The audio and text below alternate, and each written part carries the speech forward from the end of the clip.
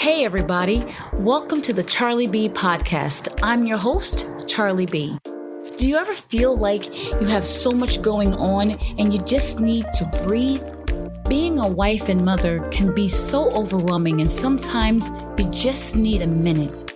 Take that minute with me, CharlieB. In this space, we'll talk about marriage, motherhood, and just being a woman. How do we manage to keep it together in the midst of everything that's going on?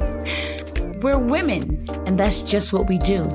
So listen, this is that pull up to the house and sit in your car for a minute moment.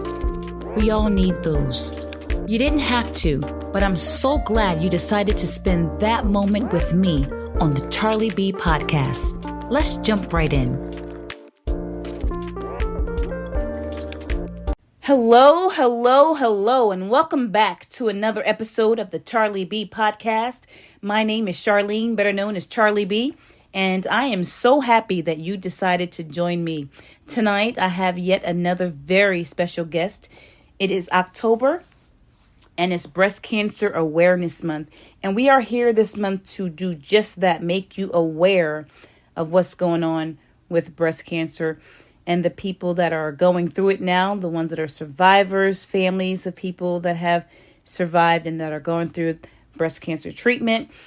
We have a very special treat for you tonight. My co-host, Antoinette Frieson, my Tony, my Anna. Take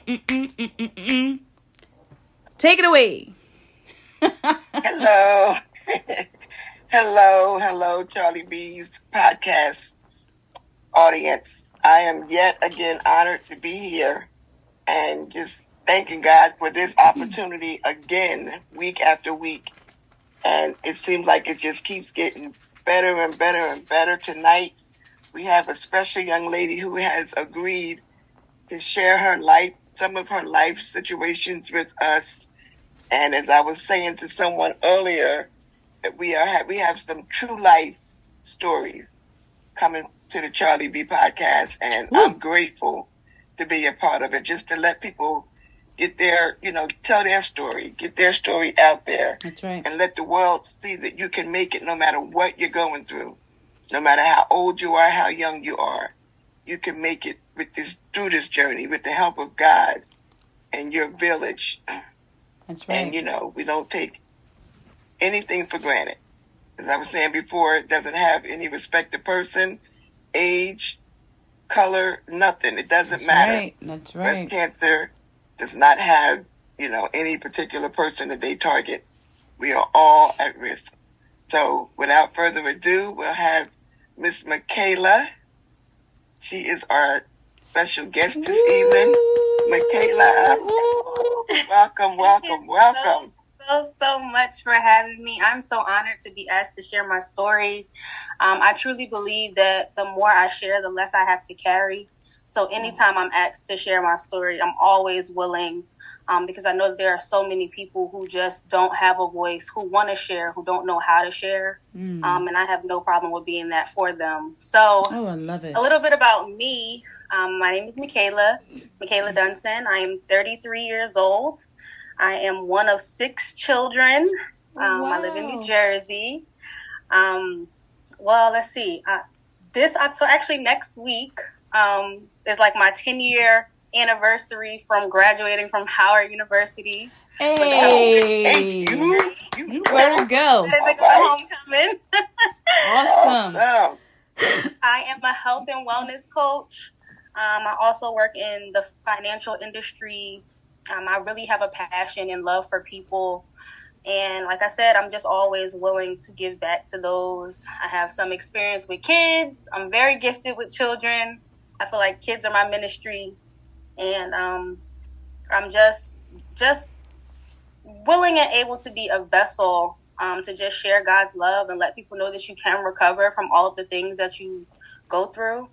I've been through a lot in my short 33 years of life, and breast cancer is just my most recent victory that I've been through. Ooh. I can now say that I am a breast cancer survivor. Hallelujah! Yes, Hallelujah! Yes. Thank this God. past May made 2 years. since I had my double mastectomy. Okay. And congratulations. Thank you. I am just so excited to share my story with people because a lot of people don't know about stage 0 breast cancer. Okay. And I was diagnosed with stage 0 breast cancer. So I grew up with fibrous tissue in my breast. And, they always tell Black women that, African-American women have dense breast tissue. Mm-hmm. Don't worry about it. You don't have to worry. And when I was 15, I found a quarter-size lump. I went to the doctor. I got it biopsied. I was told not to worry about it. Everything will be fine. My mom had lumps in her breast before that she's gotten removed that have been benign. And I was like, if there's nothing wrong with it, there's no point in removing it. Right. As the years went on, the lump started to grow in size, but I never thought anything of it because, again, based on what the doctor's the expert. The doctor told me that it was going to be there. It was part of, the journey of being an African-American woman. Mm. When I was in college, I was a little adventurous, and I got nipple piercings, and I kept them all the way throughout my years as I grew up. The right one I ended up taking out when I was 20, but the left one, for some reason, we could not get it unscrewed. Doctors tried to unscrew it. I tried to unscrew it. It just would not unscrew. So we just decided to keep it clean and keep it there. One day in October of 2020, I got in the shower and that nipple ring was gone. I didn't know where it was. I was so confused because for years, I could not get it out. Oh my God. And by years, I mean like I got it when I was 19 in 2009. So now in 2020, it's now gone and I don't know where it is. I can't find it in the bed. I can't find it in the room. So I believe that maybe it was like inside of my skin. So I went to a new doctor that I've never been to before. She ordered me x-rays, and she told me that they did not find any metal inside of my skin, but there was a mass there that I needed to get checked out. And at first, I did not advocate for myself. I was like, I've had this lump since I was 15. There's no reason for me to get it checked out. Every doctor that I've ever had has told me not to worry about it. And I'm so grateful that she advocated for me because she was like, you're a new patient and I've never seen this. Right. And I want you to get it checked out. So, okay, no problem. I was just like, this is a waste of time, a waste of money, a waste of me leaving work and all of this stuff. And this was a very difficult time for me because I had recently just lost my brother a couple months before this. And I was just like in a very deep, dark place. Because life for me just felt like everything I had was being taken from me. Yeah. From the year 2017 to 2021, I lost my baby, I lost my husband, I lost my dog, I lost my brother, and then I was diagnosed with breast cancer. Hold on. So I was in a very deep and dark place, and it got to the point where I was just numb. Wait, I'm sorry. I'm sorry. I know. I kind of like just sped through all of that as if it was normal.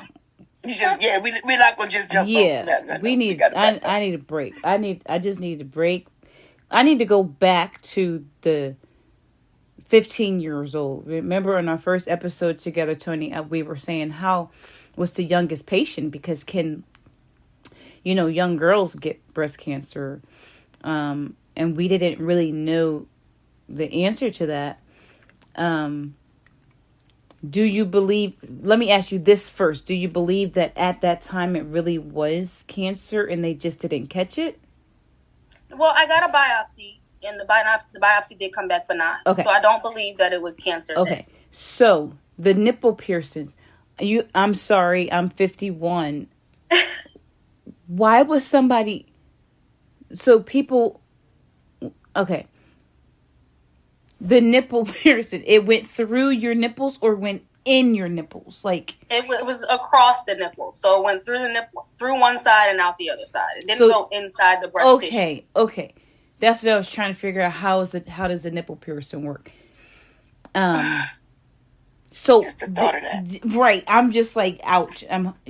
So the one came out, the other one was just stuck inside, or it had screws on opposite ends of the bars, and I'm talking about pliers, everything. We could not unscrew. Oh my goodness.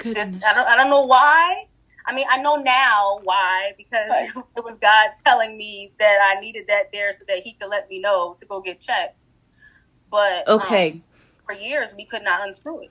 So then one day the ear, whatever it's called, the earring still. Yes, even though if it's in the nipple ring. It's still an earring. The nipple ring. Okay, so the one day the nipple ring just disappeared. One day I got in the shower and it just wasn't there. Okay. And still to this day, I do not know where that nipple ring is. Don't know. God knows. How about those God apples? unscrewed it in my sleep or something. Those apples? Oh my goodness. Okay, so let's back up a little bit. You are one of 6. Mm-hmm. Where did your brother fall in line with the 6? He was the second oldest. Okay. And he Where passed. Are you? I am second to last. Oh, you the knee baby. So you the baby. I'm the baby girl. And then you have a brother younger than you. Yes. You the baby child. So she's not saying she's the baby. You the baby. Charlene is the knee baby, and she thinks she's the baby. You the baby. The knee baby is the youngest, and we the babies. Period.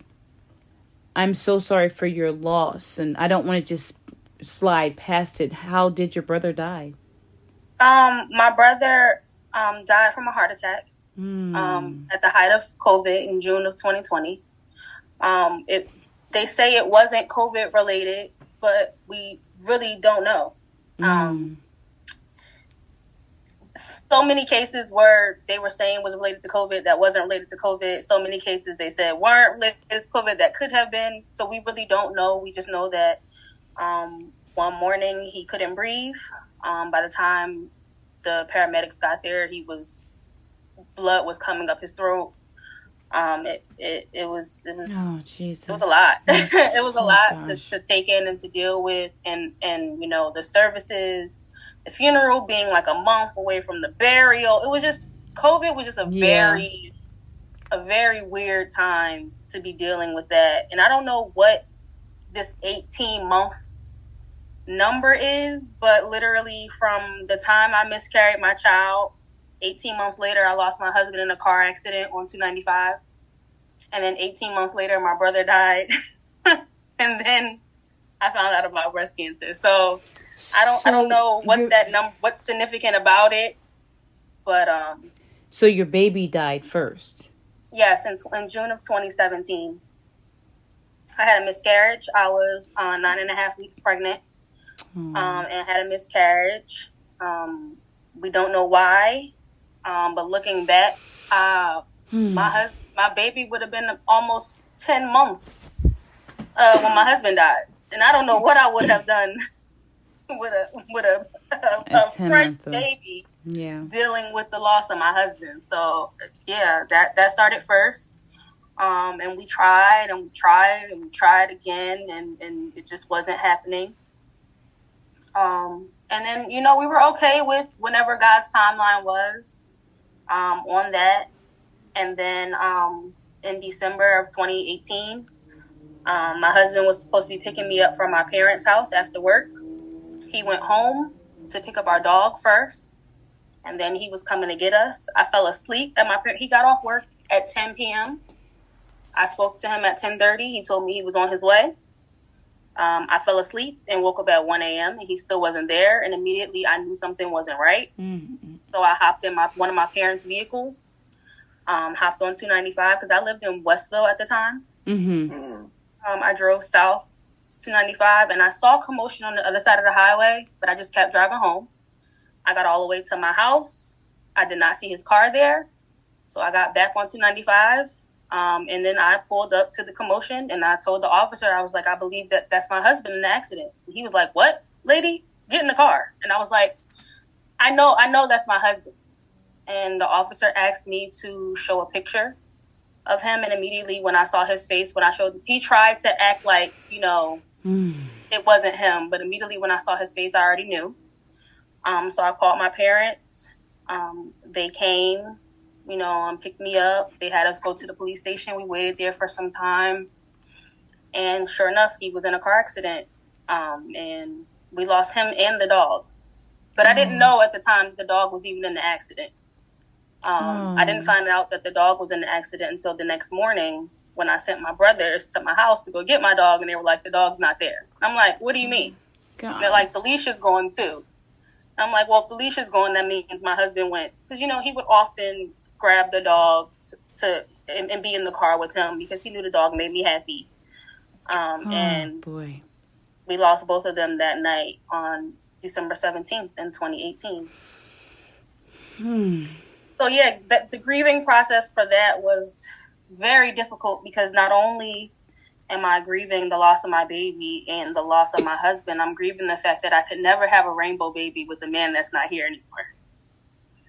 So it was very difficult, a very difficult time. I'm so sorry to hear that, honey. Yes, that is. Yes, it's a lot. And still to this day, it's still, we're coming up on 5 years that this happened in December. And how long were you all married? We were married for 2 years. Oh. We were together since 2013, so we were together for 5 at the time of his death. So this would have been 10 years together this year. So it was a lot to deal with. And I felt like I was finally getting back to the point where I was okay when my brother passed away. I used to work overnight, and my mom called me early at like 5 a.m. and was like, don't go home. Come to my house when you get off. And you, like, naturally, something's not right. Yeah. And I'm asking her what's going on. She won't tell me over the phone.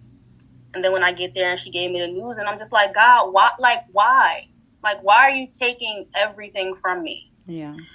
And again, I got to the point where I felt like I was starting to get better. I was coming to grips with it. And then, 4 months later, that's when my nipple ring went missing. And I was just like, what is happening? Actually, right before that, I went to a friend's baby shower. And she got married the same year that my husband and I got married. And I had to, after therapy and all of this, I had to actually have a conversation with her and let her know that her baby shower triggered a very deep and dark depression for me. Because it was just like, that could have been me. We got married the same year. You're having a baby. You're thriving. You're living life. And this was the month before I found out about breast cancer. I mean, about the possibility of breast cancer. So it was a place where I was very numb. I was very angry. I was very snippy. I was hot-headed. I wasn't really likable to the people that were around me. And everybody knew and understood, but it was one of those things where everybody kept saying, you're so strong. And I was like, why do y'all keep saying that? Because I don't feel strong. I don't want to be, I never asked for strength. Right. Strength was not something and y'all keep giving me this word as if it's a badge of honor, and I don't want it. Right. So that happened. I went through all of the tests. I went and got a biopsy in December. God is so divine because the doctor did my biopsy. He walked out of the room and he came back in the room and he said, something is telling me to test a different area. So he did a biopsy in a different area. And then it was that different area that he tested that actually came back from cancer. The first area did not come back with cancer. What? So I know for a fact that it was God that had him come back in the room and test that second area. I was then on January 20th, 2021, when everybody else was black girl rocking about Kamala Harris being elected official. Yeah. Mm-hmm. I was in the house getting a call that I was diagnosed with breast cancer. So I will never forget that day because it was supposed to be a day where a Howard grad, a black woman from Howard, was supposed to be so happy. And I saw so much joy down my timeline on social media and all around me, but I was just in the house and distraught. It was a very difficult time. I can't even begin to. I'm like stuck I can't right even. now. I can't even wrap my head around all of it. Like, I feel like we need to take a commercial break or something. And I don't even do those. That's a lot. I'm stuck right now. That's a lot. And the fact that I know you didn't like the word strength. I'm sure you feel different about it now. I can. No, I don't. I still don't like the word strength. I choose resilient because strength means that you're okay with carrying it, right? People who are strong, they are strong with the intention of carrying things. I don't want to carry. I choose resilient because although I may bend, I always bounce back. I'm not always like, people see the strength, but people don't see me when I'm not in the public eye. People don't see my innermost times when I'm at home and I'm alone and I'm broken down. They only see the put together version of me that I put on social media or when I'm around, and that's just the grace of God on my life. I can't take on strong, like, that's God's strength. God gives me strength, but I choose to say that I'm resilient. And I think about it like a rubber band is only useful when it's pulled. Like, that's when it's at its fullest potential. Like, you can have a rubber band, but if you don't actually stretch it, then you're not seeing what it's made of. So I choose resilient. I still don't like the word strong. I mean, I'll take it. I'll take it, but I still don't like it. I get it. I get it. And I respect it. I respect your decision to not want it, but however, I'm going to be straight up with you. If you were not strong, if you didn't have the measure, I said on our last episode, the measure of strength that God gives each of us, right? If you didn't have that, you wouldn't have the ability to show up. Right. And a lot of times people think that when they put themselves together and they show up and they present themselves as they are right now, and then you go home and you unravel, a lot of people feel like that's being phony. No, that's being strong. Because I know that I have a responsibility to God to show up. So I got to put myself, like my late bishop used to say, you got to pull yourself up by the bootstraps, get it together, pull it together, and show up. For however long that is, we got to show up. For example, when Tony had breast cancer, I fell apart. You would have thought I had it. You thought somebody gave me the diagnosis. I'm like, no. And Tony had to be strong for me because I felt like I was going to lose my insides. Right. And when I realized, number one, it's not you. Number two, it's not about you. And number three, there is a level of responsibility that each of us has to show up. Now, pull it together and you be strong for her. She shouldn't have to wear the responsibility of being strong for you. My husband told me that. I ain't going to even front like I came up with him. I was like, get out of here. I was a wreck. When I tell you I was a wreck, I did not know that. I was jacked. Because all I could think was like, lung cancer. Tony's going to die. And then what we going to do? Because Tony is the meat and bones of the family. She's the strong one. But when you can pull yourself together and show up tonight. And you said it earlier, you had breast cancer victory. If you didn't possess, or if you didn't own, or if you didn't wear strength, honey, you wouldn't be able to do it. You wouldn't be able to call breast cancer victory. You wouldn't be able to do that. Yeah. That is a miracle. Because I'm still ticked off that my sister had breast cancer. And I didn't have it. Right. Right? Twice, she said. Twice. So, I respect your resilience. I respect that. And we're going to give you that, because you know what is your cross to bear. But I want to encourage you, in the name of the Almighty God that we serve, that, honey, it takes a very special kind of strength to do what you're doing after all that you have been through. Now, you mentioned, we're going to talk about your podcast in a minute. And you mentioned the name of your podcast. And I'm not trying to take your podcast strength, your podcast shine, but I am going to shine upon it for just a moment. You named it Millennial Job.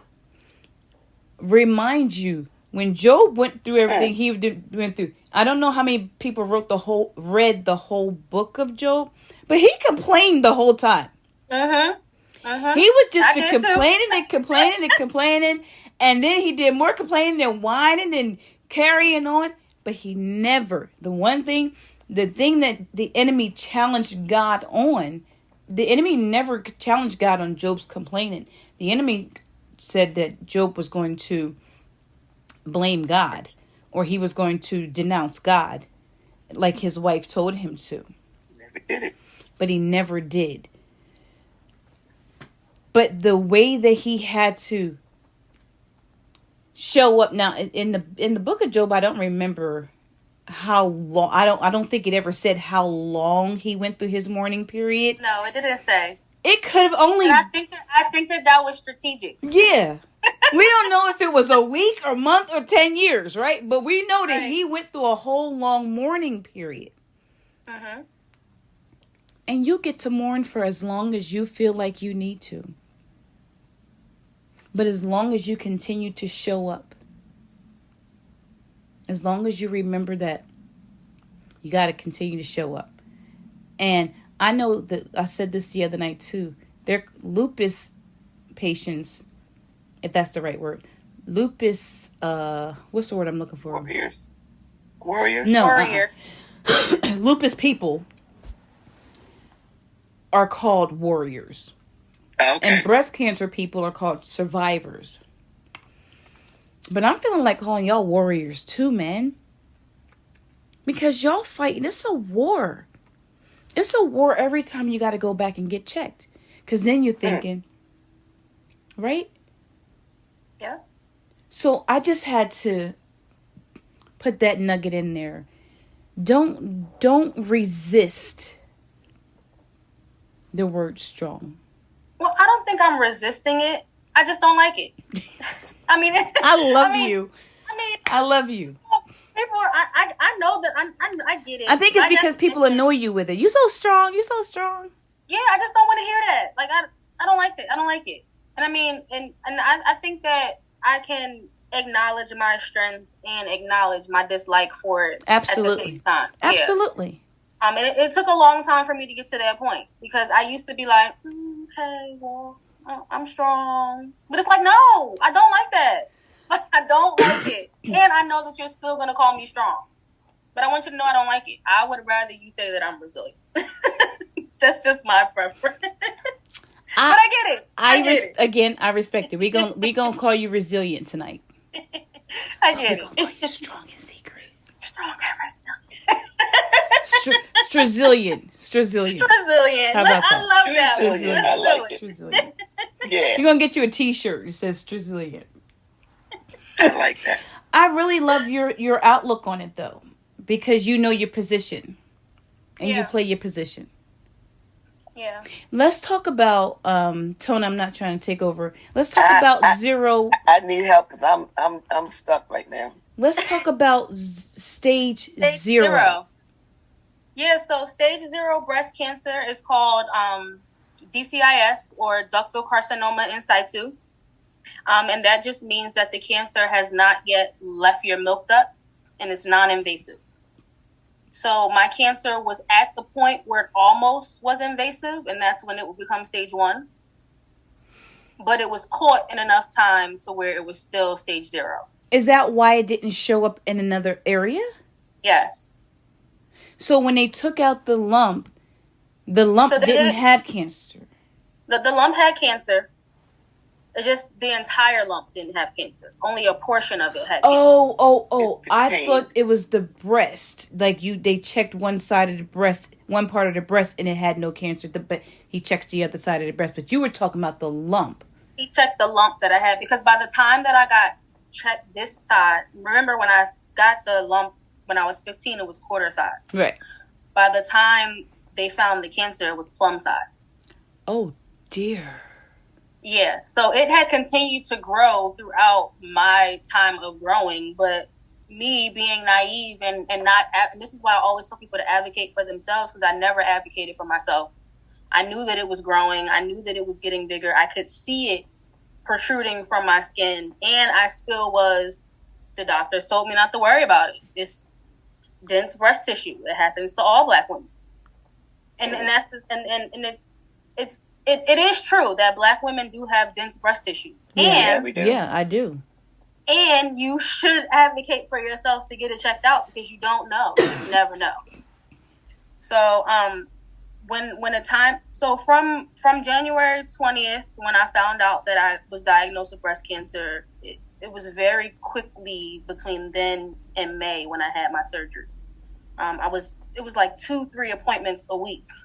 I had to see oncology, all types of, I had to get tested for my different panels to see if my genes had it, and nothing came back that said there was a reason why. Wow. And a lot of what my doctor explained to me, what the oncology doctor explained to me, is that I had the mass, but because of the trauma that I endured, stress sometimes causes cancer in your body, and people don't realize that. What? Yeah. So you think the lump was there and stress triggered it? Yeah, to be completely honest. Because I don't have any genes. No, it wasn't like it was hereditary. There was nothing, in my, and, there's a whole bunch of different things that go, like the different types of deodorants that you wear and the different types of foods that you eat. And I used to be the one to put my phone inside my bra. And it's like all of these things that people say don't, like, I did all of these things, but there's no one thing that could have pinpointed the reason why I got the breast cancer. So, when I was having the conversations with doctors, they were like, let's remove the lump. You can keep your breast, we'll just remove the lump and we'll go from there. And I was like, absolutely not. If you can't tell me why I got it, you can't tell me that it won't come back. So we're going to go ahead and remove the breast. We're going to go ahead and remove both of them. So really? I got a double mastectomy. I opted for a double mastectomy, and everyone told me not to do it. But that's what I felt most comfortable doing, because you can't, if there's no medical reason for why it happened, that means you can't tell me that it won't happen again. And I didn't want to find myself in this place again from another lump, from this dense breast tissue that African American women have, that out of nowhere just became cancer. So I opted for a double mastectomy, and I got my double mastectomy on May 3rd, 2021. And then I received tissue expanders, and I had to get filled every week in my tissue expanders. And in the year 2021, there was a lot going on. I was in 2 weddings. I had 2 vacations to take. So normally after your last fill, you keep your expanders for about 6 weeks, because tissue expanders are created to stretch the skin so that your skin is strong enough to hold the implant that you get, because there's no breast tissue there anymore. Okay. So it has to make sure that your skin can hold it. And I had a nipple sparing double mastectomy, which means they cut me underneath both, lifted me up, cleared everything out, and sewed me back down. So there was still skin. Save the nipples. So I still have my skin. I still have my nipples. Everything still looks as if it's, they're my breasts. I just have implants now. Wow. So after, you normally keep your expanders for 6 weeks after your last fill, but because I had so much going on, I kept mine for 5 months, 4.5 months. And then on September 15th, 2021, I had my expander to implant swap. And now it's been 2 years with my implants. Oh my gosh, thank you, Jesus. They look and feel completely natural. I'm so grateful for the process that I've been through. I don't have any feeling in my breast at all. I can feel them from my fingers when I touch them, but I can't feel them from my breast. No sensation. Yeah, like I can't feel anything at all. Like if someone was to touch me, I would have no feeling. Like the only reason I know you're touching me is because I can see it. Right. Wow. There's all types of like sharp pains that I get from like the nerves trying to regenerate and things like that. Phantom itching. Like I can feel the itch, but I can't feel the scratch. It's the worst thing ever. I don't wish that on anyone. What's that? You can feel so you're itching. Like, I can feel itching. Like normally if my back itch and I go to scratch my back, it'll relieve the itch. If my breast itch and I go to scratch it, I can't feel it. So there's no relief. I just feel the itch, a constant itch. Dear Lord. I'm scratching. Now this is Breast Cancer Awareness Month. Some of these things I've never even heard of. Yeah, never so I had to get lymph nodes removed from under my left arm because they wanted to make sure that it didn't travel. But because they removed those lymph nodes, I don't have any feeling mostly down my entire left side. So if it starts itching under my left underarm, I'm like smacking it, but I can't feel it. It's gonna be all boozed up. But I can't even feel that. It's just me like doing something to try and relieve it. Oh my God. So many things that, have changed because of it. I don't wear bras anymore because bras are for support and I do not need support. Hey, listen, let's give God some praise on that because let me tell you something. As soon as we done them from here, like, no. Set yourself free. I don't. She's like, but I'm like, everybody got nipples.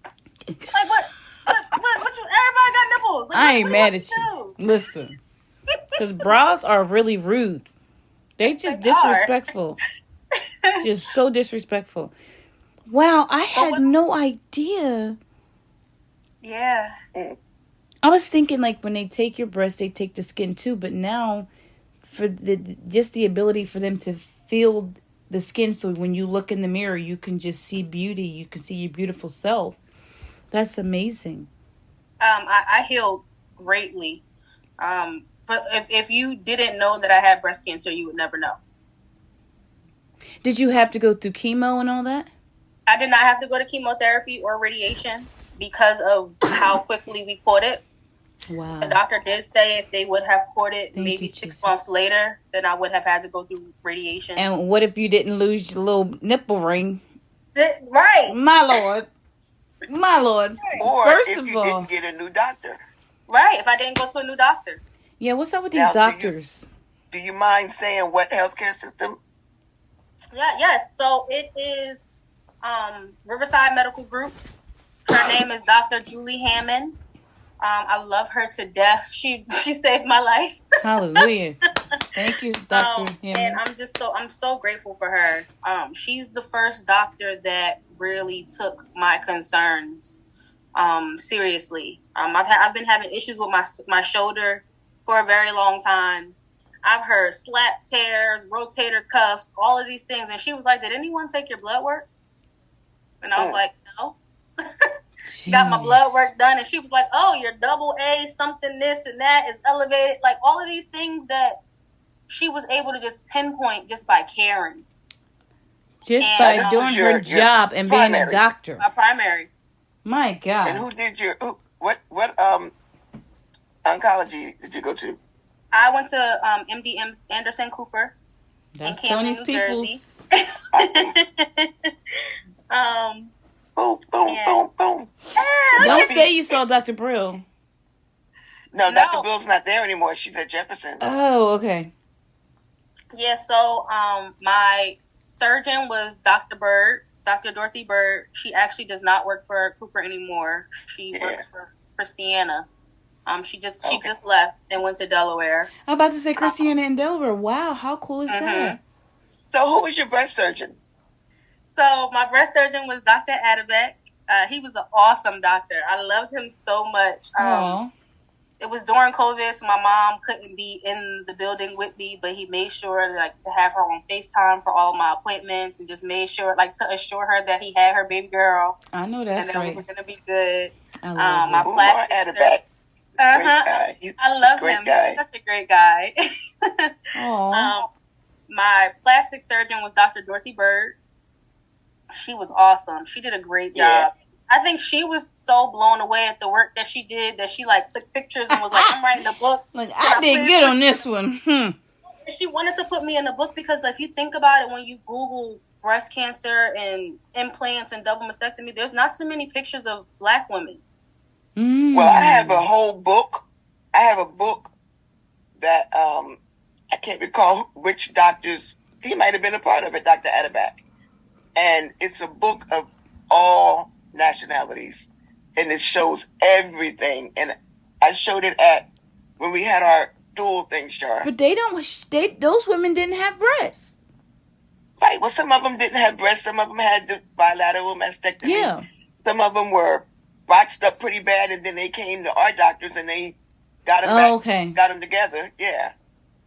Yeah. So when I was trying to choose which route I wanted to go, and I'm looking online, I'm like, well, I don't want none of these. I don't, I don't want that. Who helped you make that? That is a very adult, not that you weren't an adult, but that's a very tough, big, hard decision. Who helped you make that decision? Did you just know that's what you wanted to do? I just knew what I wanted. Everyone told me to get a lumpectomy. People were like, think you don't have kids yet. You're not going to be able to breastfeed. I'm like, my mom was able to breastfeed, and I still was on formula. So, what the... Exactly. I'm not convinced. Try something else. If you can't tell, the logic kicked in. If you can't tell me why I got it, you can't tell me it won't happen again. I love that, I just stood on it. I felt like I had a chance at another chance at life.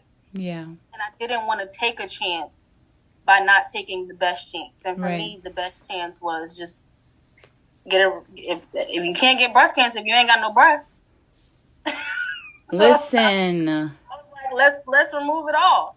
But that was, and at that time, I was a little bit naive because I didn't realize that it could be in your lymph nodes and you can get it in your nipple tissue and things like that. But for me, it was just the best decision to make. I had been through so much that losing I lost people that I wish I could get back. So losing my breast was like, take them. I don't care. Right.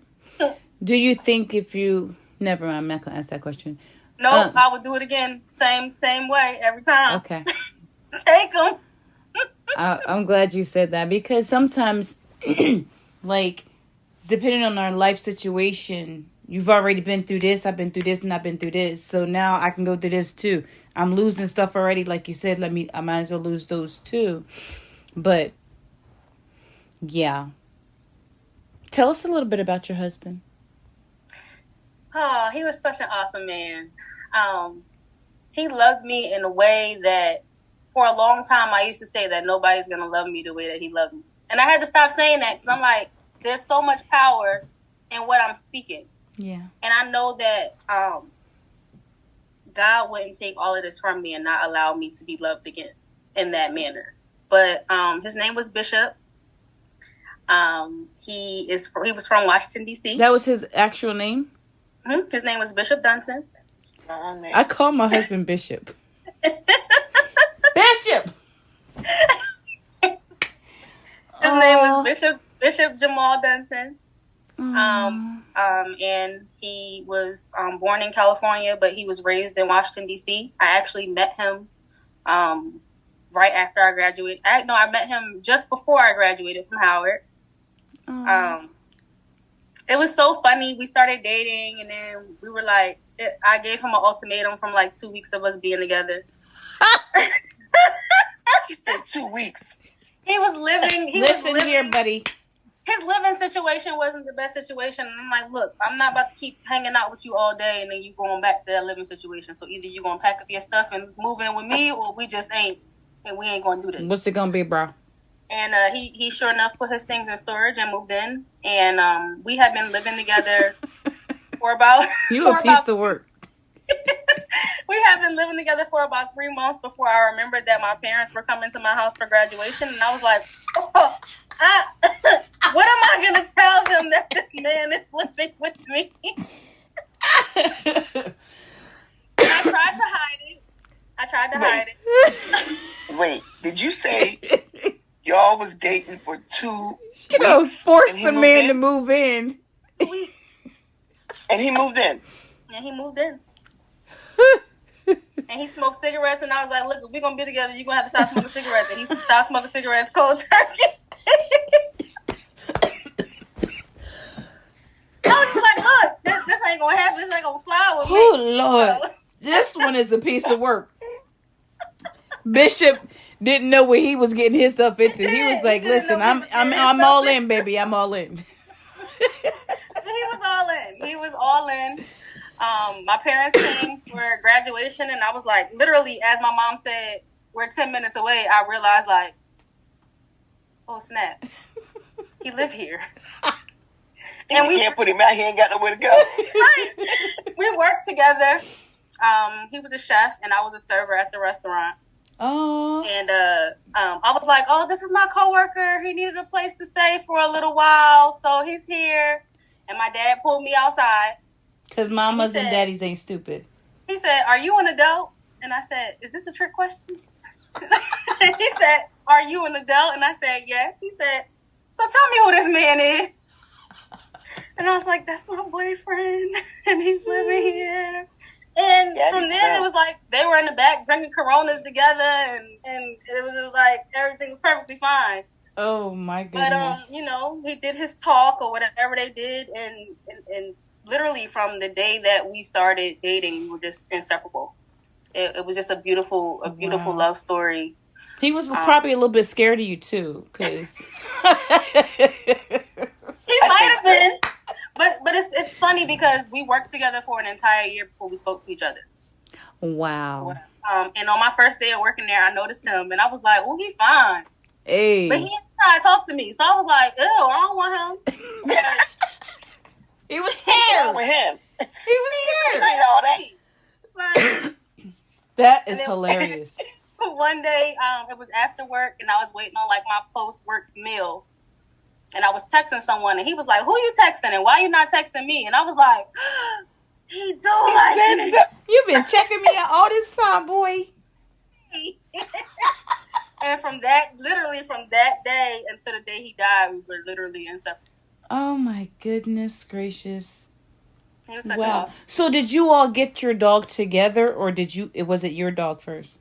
No, so we got the dog together. We lived in D.C. for... until 2018, early 2018. I lived in D.C. for 10 years. And then in April of 2018, we moved back to New Jersey because I had a business in New Jersey, and I was commuting back and forth from D.C. to New Jersey. Your own business? Mm-hmm. Wait, you were commuting from D.C. to New Jersey daily? Not daily, weekly. So I had 2 other business partners who worked the business with me. I worked Monday, Tuesday, and Wednesday. So I would leave either Sunday night or early Monday morning, stay in Jersey, and then come back home on Wednesdays.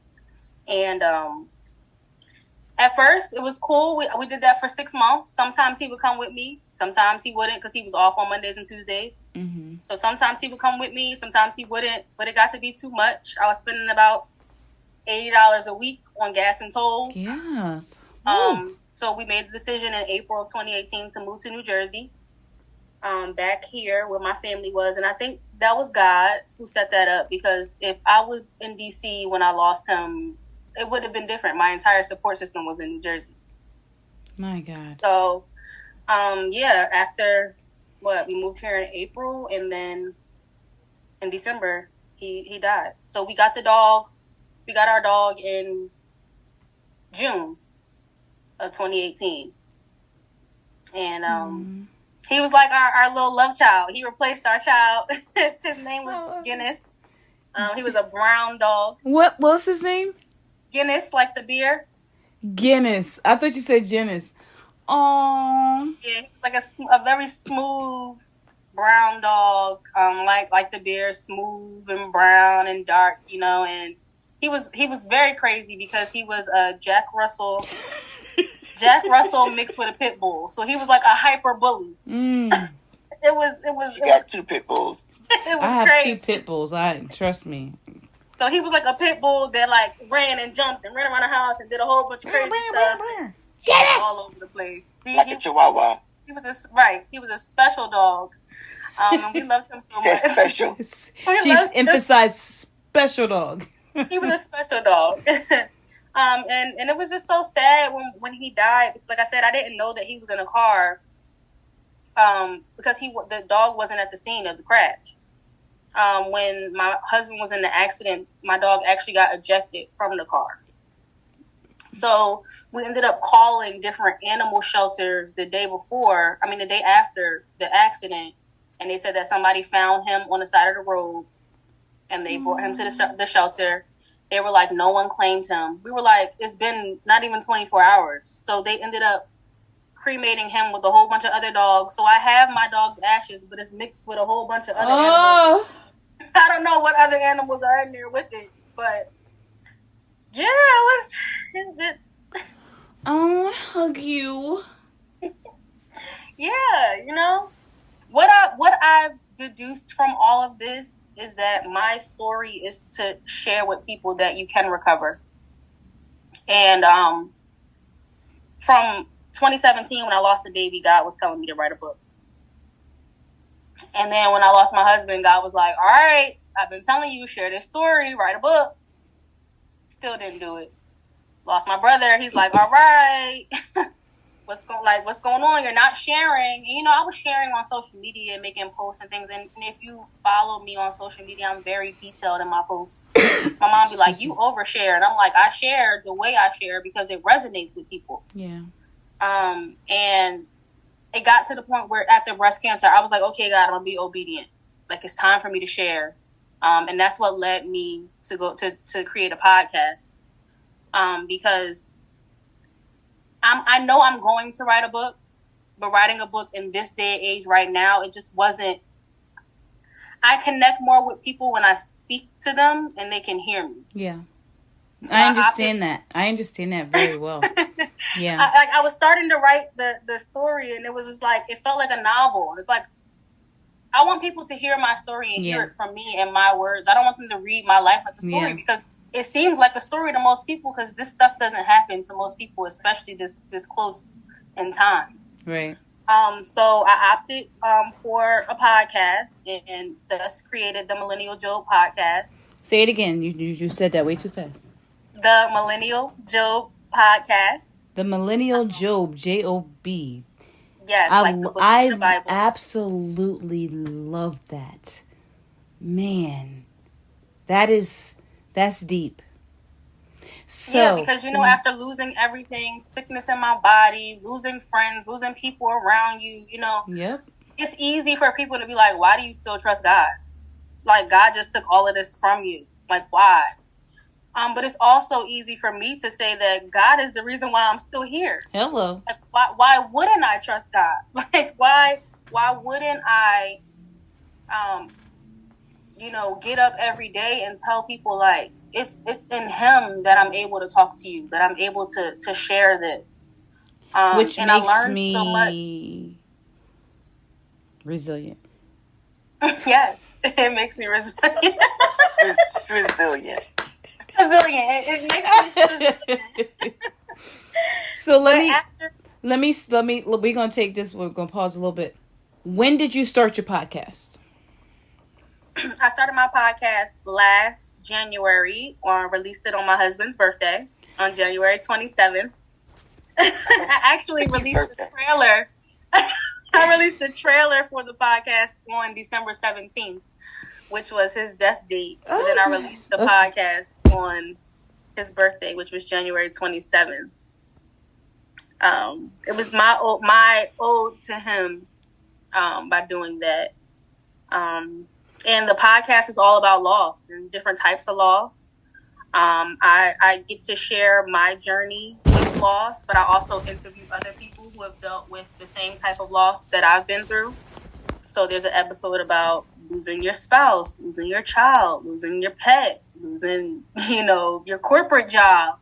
Because, I lost my corporate job leading up into all of this. It's like so many things. Fresh out of college, I was hired at IBM. And I had an amazing job. I worked there for a year and a half before I was laid off. I was laid off in February of 2016. I actually got laid off basically the week before Valentine's Day, and that was when my husband proposed to me. So I was distraught that I lost my job, and then he made me feel better because he proposed to me. But yeah, it's just a journey about loss and how you truly can choose to recover, because it's the only option. I mean, what are you gonna? No, go ahead. Oh, what else is there to do? Stop living? Not continue on? Stay stuck? For me, it just was okay, this is what the information that we have now, and now we get to maneuver around it. That's right. That's it. You got to choose every day. At any point, you could choose to just say, you know what, I can't do this no more. But how can you be that testimony? How can you be that mirror to somebody that you can make it? Right. You know what I'm saying?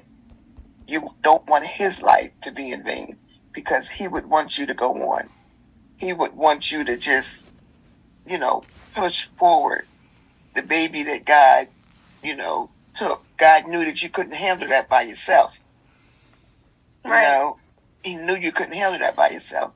And I've just been sitting here quiet asking God to give me what to say, because I just can't even imagine. I can't imagine. But everybody got their story. Everybody got their journey through this thing we call life. We got a dash. What you do in that dash is all up to you. You can take all these hits and you can just lay down and die, or you can fight for your life every day. Fight for your life. And I admire your strength. I'm sorry. I said it. I admire your strength. Thank you. Because the strength God gave you to get through all of that, and then you still able to talk about it and tell others how to make it through. That's nothing but the strength from God. I brought the word on Sunday, and after our word, we get something called exhortation. She preached. Shut up. So the assistant pastor came on and he said everything that was said was great, but we need strength. We need strength to get through.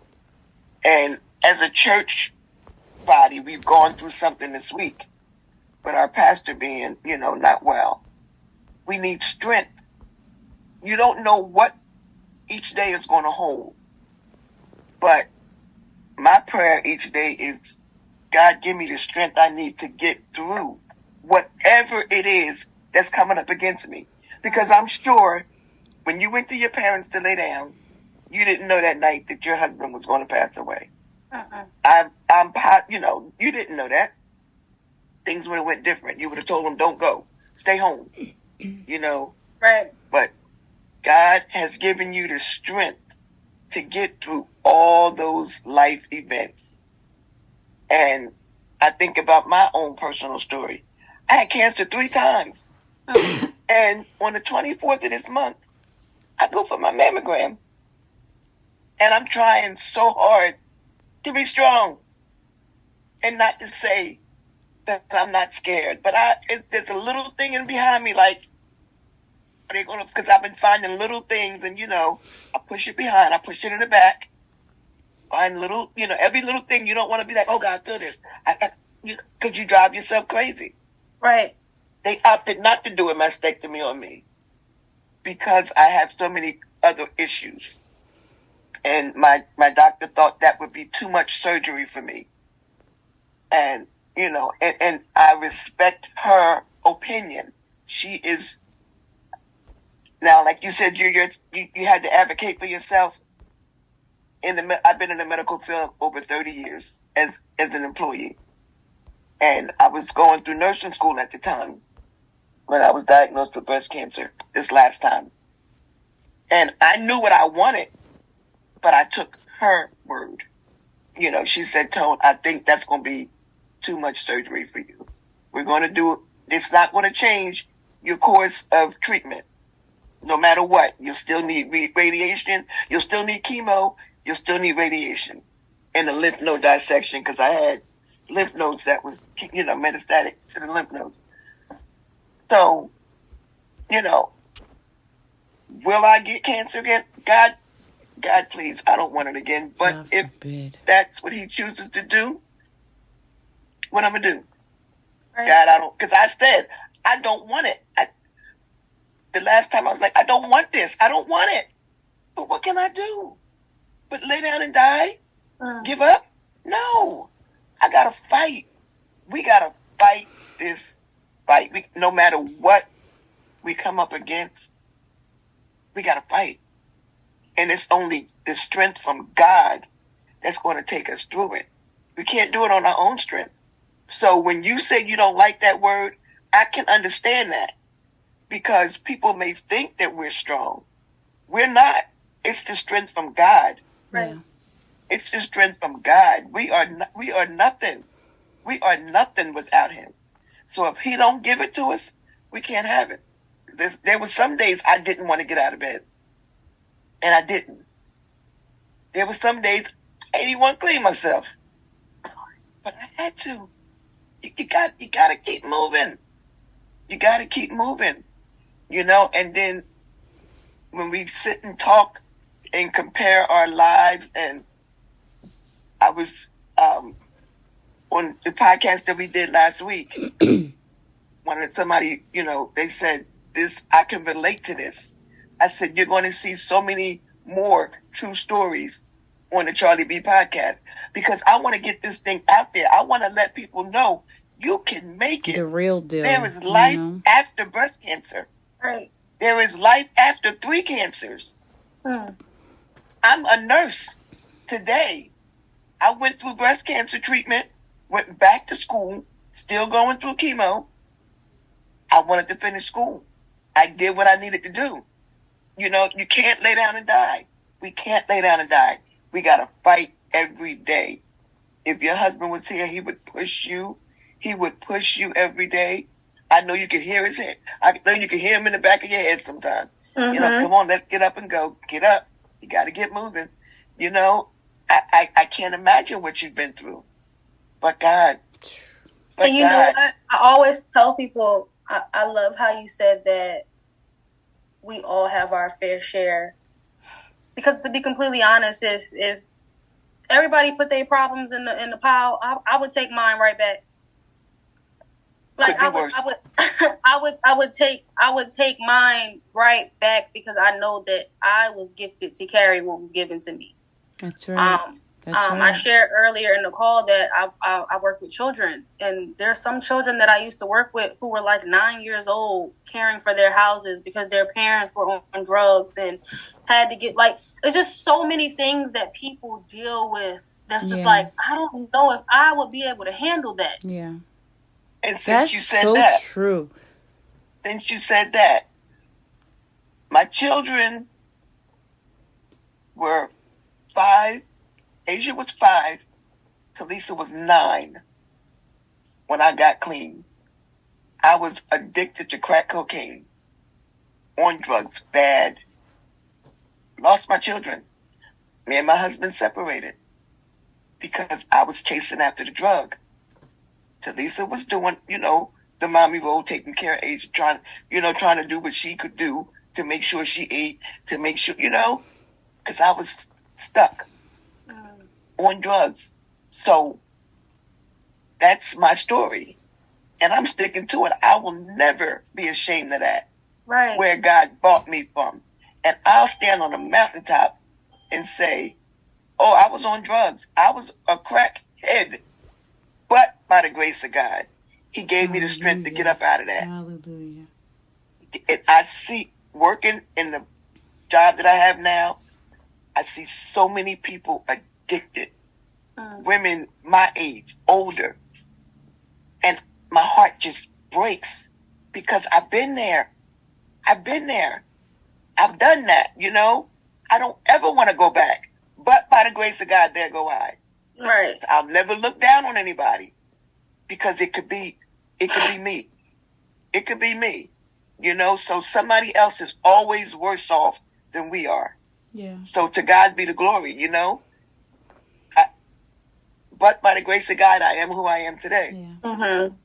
But everything I went through, it made me who I am today. Yep. It led you right here. In It this made me moment who in I am time. today.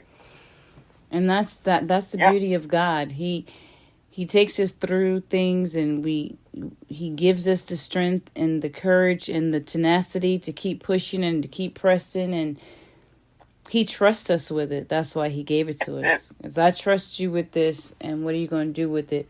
There's a song that my sister and I sing.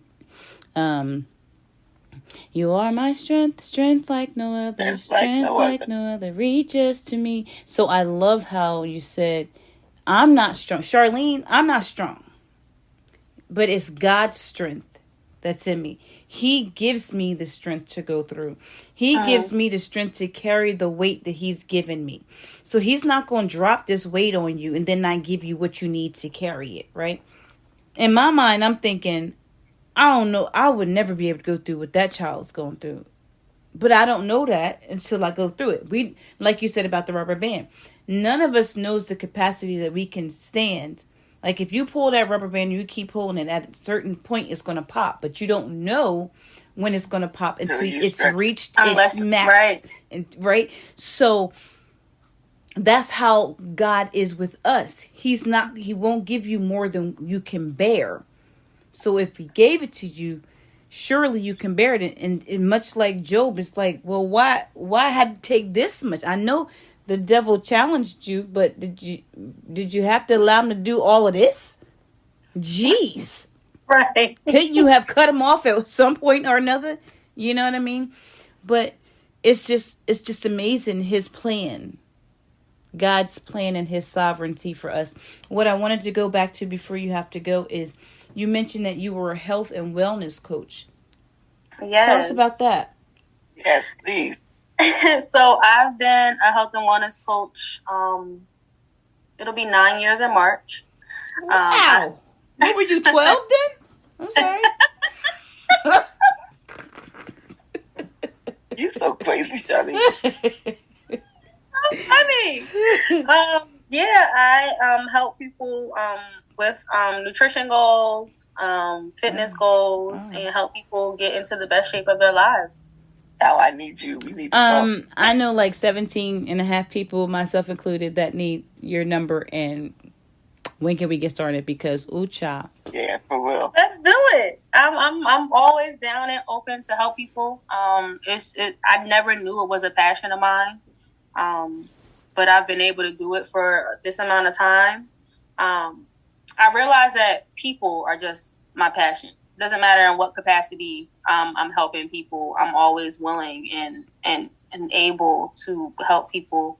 I'm just gifted in that area. I really think my gift is communication. Yeah. And I think that's why I struggled with it for so long. like with my tone and with like talking too much and like all of these different things that you've heard growing up. And now I frequent spaces where I have to talk for a living.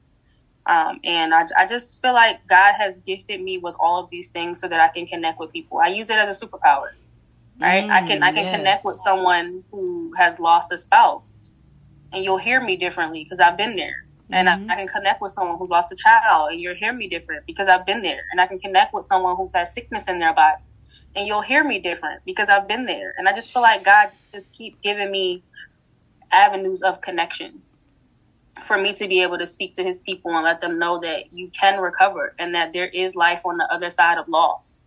And that's the entire premise of the podcast and why I'm helping people through health and wellness. I particularly like to help people who have dealt with loss, because a lot of times when you're going through loss, the first thing that you do is stop caring for yourself. Yep. You can't, right. You can't pour into everyone else and everything else that you got to do in your life if you are not caring for yourself and pouring into you. So, I take beautiful. Wellness, empty cup. Yeah, I take health and wellness very seriously, just because of the things that I've been through, and I've been through depression, and I understand. I'll never take my life, but I was dark enough to understand why people do. And I know that there are options that people have when they're depressed. And that's not an option that I would choose, but I understand why people choose that option. Yeah. I just try and be an advocate for people and help them with their health and wellness. I always say I help people transform their bodies and grow their minds, because it's 80% nutrition, 20% exercise, but it's 100% mindset. And if you don't grow your mindset and if you're stuck, then what are you just like, for real? How old are you? Like 33. Don't lie about your age, because people be trying to say like they're younger. Like, you're this wealth of knowledge. Not even that of knowledge, yes, but a wealth of wisdom. There's a certain amount of wisdom that comes with age and living for a long time. But I guess you've been through some things, so you are able to display a certain amount of wisdom. But it goes with that measurement. God gives certain people certain things, and he's giving you an amazing level of wisdom. It reminds me of my daughter Audrey, who's 17, that I go to for advice. Like, Audrey, what you think? Be like, sometimes I forget she's just 17 and I'm the mama, because Audrey be like, "Mommy, no, I don't think we should do it." I'm like, "Okay, baby, you know what? You right." Right. we call that parenting our parents. That's a thing now. That's so sad, because that's not supposed to start till I'm like 60, 70. And she's been parenting me for a long time. My brother and I were just talking about this the other day. It's like, remember when they used to be like, don't talk back, don't, children should be seen and not heard. Now I could be like, "Mom, go get in the bed," and she'll actually go get in the bed, and I'm like, that's what Audrey was like. Why are you not taking your medicine? Because I had COVID a couple weeks ago, last week, and she was like, "How you not gonna remember to take your medicine? Take your medicine." And I was like, "Okay, Audrey, you don't have to be so mean. Like, I'm gonna take it. Like, I just don't feel good." And now she like fussing, and I'm like, "What?" But the Audrey, sometimes I'm a little bit scared of her, because she just be up in here. She be telling my husband what to do, and he do it. Like, "Dad, you," and I'll be like, she right though. Like, I'm scared of Audrey sometimes. She's 17, by the way. That's beautiful. Yeah, but she's been through a lot. That means that y'all did an amazing job raising her. Child, I think that was Jesus that did that. I will not take that credit, because, Audrey different. She cooks from scratch and bakes from scratch. I've never seen anybody like it, but she also has been through a lot. She has lupus, fibromyalgia, and that other thing I can't think of. What's that other thing, Tony? Endometriosis. Oh, I'm like, what? I don't forgot. And so she's been through some things, and she had to mature very quickly. And now Audrey's just this bed of wisdom. So I call her Mother Audrey, because. So that's, when you go through things and you have to mature fast and you have to grow up fast and you have to accept things fast. It kind of puts you in a different, like you said, mindset. That mindset, the Bible says we are transformed by the renewing of our mind. I live by that. If you don't change your mindset about everything, about getting up and going to work, about taking care of your body, about your finances, about everything, just about life, you finna be beat. It's finna be over. It's so crazy. I was just reading that this night. I was getting ready for bed, and I'm like, Lord, give me Holy Spirit, give me a scripture. Like, what do you want me to meditate on? And I'm just sitting there, and I'm like, I don't hear nothing. I don't hear nothing. What's happening? And then I just hear Romans 12, and wow. literally Romans 12:1. It just talks about how like your body, like honoring your body, that is your true worship. Yeah. Right. And then the very next morning, I heard a video that was like, the enemy is always going to be after your worship. So like, if you're struggling with like drinking, smoking, sexing, cussing, it's because the enemy is always going to be after your worship, and your body is your temple is your true worship. So it's just like, right.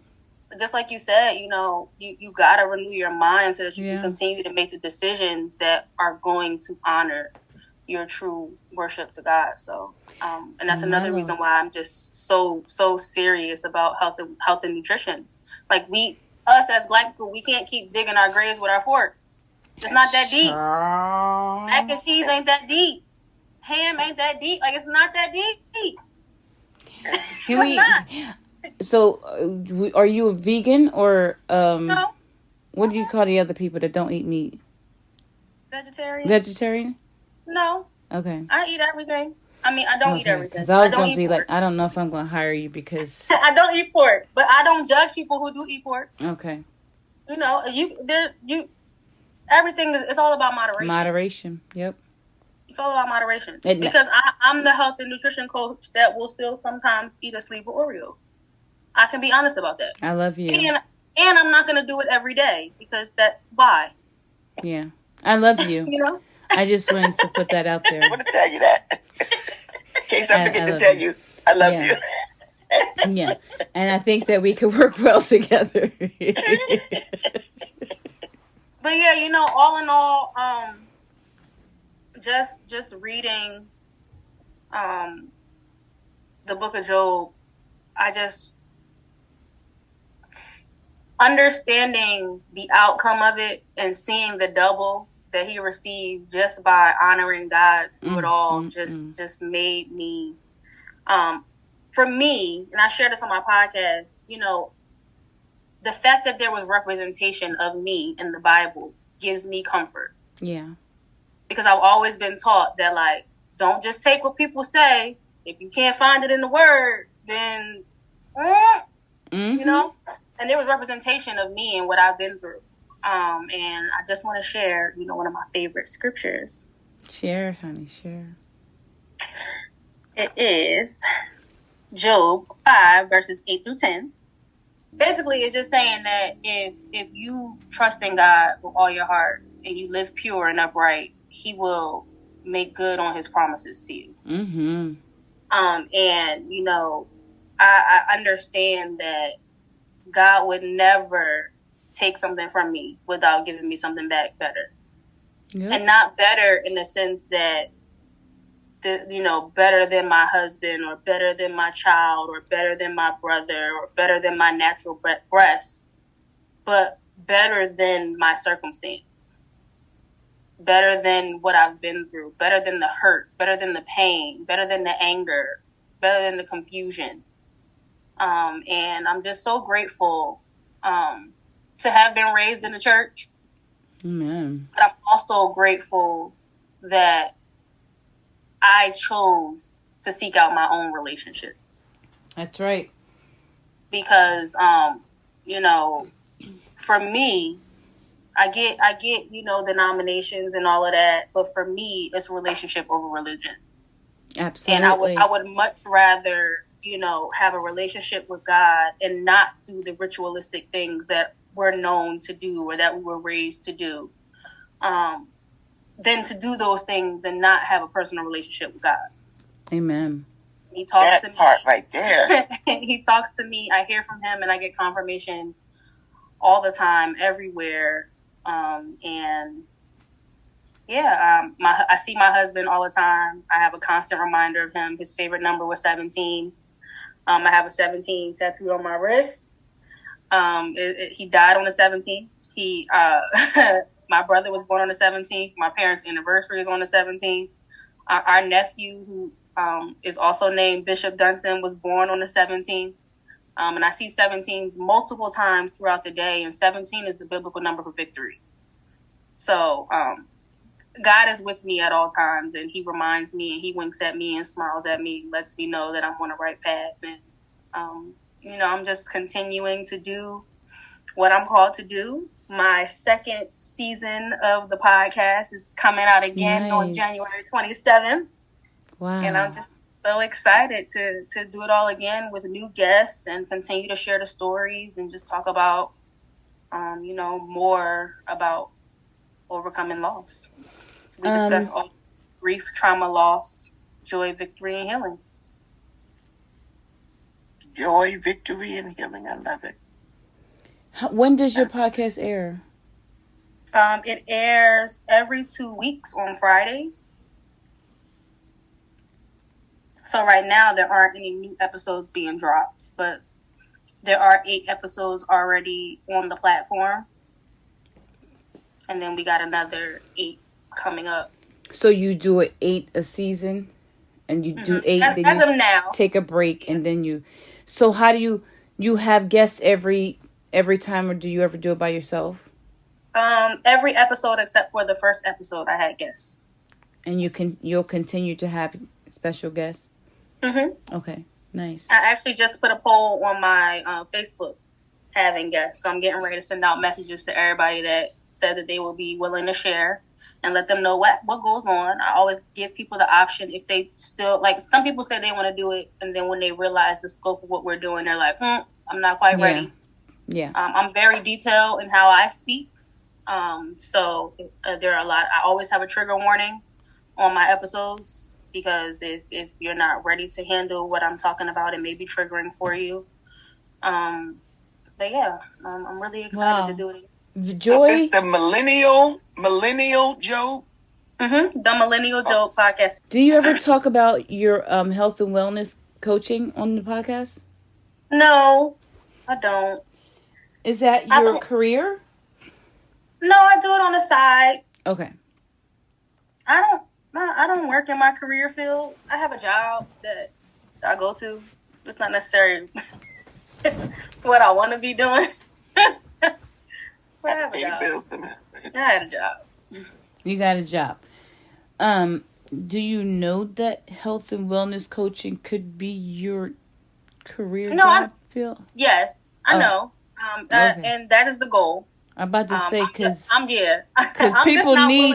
people need you, honey. I'm willing to leave my job until I match my income. Okay, I'm trying to be smart about it, because I went full time before, which is why I had the business in New Jersey. I had a brick and mortar health and wellness shop, which did very well, but I closed it after my husband passed away and never reopened.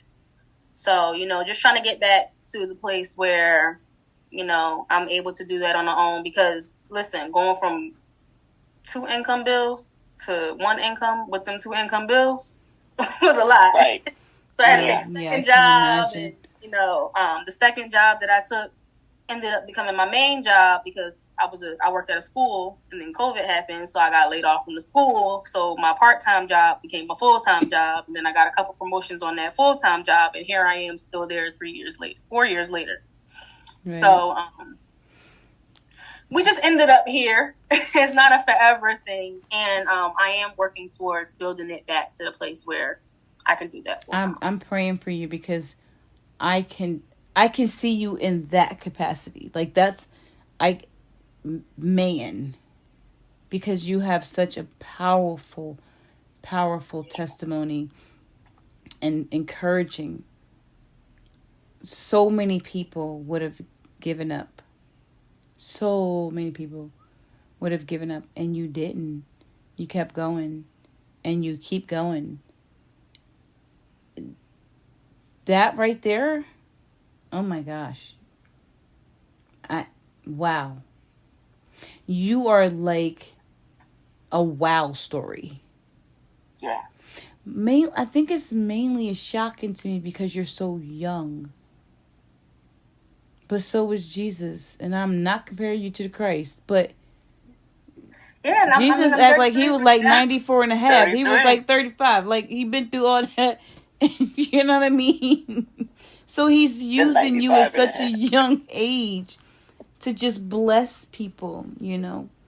And I can hear I can hear your heart that you really love it. You really do. I really do have a heart for people. That's awesome. Really do. That's awesome. So it airs every other Friday. It's going to come back on in January, you said. Well, it's going to be released on January 27th, so the day may change. Okay. So January 27th actually falls on a Saturday this year. Okay. So it'll be every other Saturday. So what's your Facebook and your Instagram and all that? So Instagram, TikTok, Twitter, Threads, all of that is the MJ Experience. And it's so crazy because I've always been the MJ Experience because my name is Mecaela Janae. So I was like, okay, God, the Millennial Job Experience. I love it. He just worked that all out. So the MJ Experience is all of my social media handles. On Facebook, I am Mecaela Dunson. That's MECAELA DUNSON. I love it. Mecaela, you have been amazing. Thank you. Your resilience. Resilience. Is something, it's something that I have not seen before. And I thank you so much. I appreciate you sharing your story, sharing your time, sharing your heart with us. Yeah. It's you've been a blessing, and you're going to change many lives. Yeah. Yeah. Thank you. Tone, did you have anything else for Mecaela tonight? Mecaela did a phenomenal job interviewing herself because for the first time I was speechless. Listen. She's self-interviewed. All right, Mecaela, we're going to close out tonight. Let's close out with some encouraging words to somebody that's listening for this wonderful third week in October for breast cancer awareness. What you got? I would just like to tell whoever is listening to this that you do not have to live the life that you wound up living.